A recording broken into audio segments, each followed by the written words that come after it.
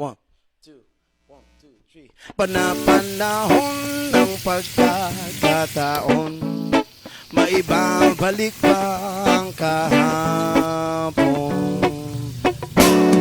Natatandaan mo pa ba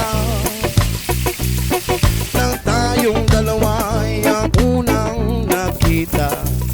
Panahon ng kamusmusan sa piling ng mga bulaklak at halaman. Doon tayo ay nagsimula mangarap pa umula. Natatandaan mo pa ba inukit mong puso sa punong mangga, ang inalay kong kumambela, magkahawak kamay sa dalampasigan, malayang tulad ng mga ibon, ang gunita ng ating kahapon.